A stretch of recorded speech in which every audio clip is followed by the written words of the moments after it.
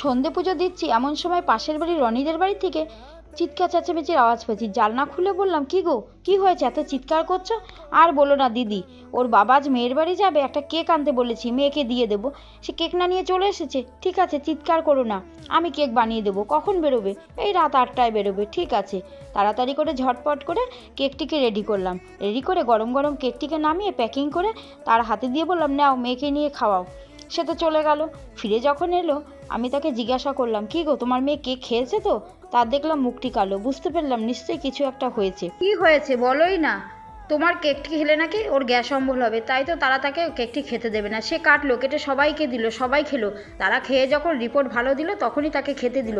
তোমার মেয়েকে তুমি খাওয়াতে পারতে। আমার কি সেই অধিকার আছে বলো? মানুষের মানসিকতা কতটা খারাপ হলে এরকম কথা বলতে পারে। আর তোমরাই বলো, মেয়েকে বিয়ে দিলে বাবা মায়ের কোনো অধিকার থাকে না? তারা হয়তো সেটাই মনে করে। ঠিক আছে, কষ্ট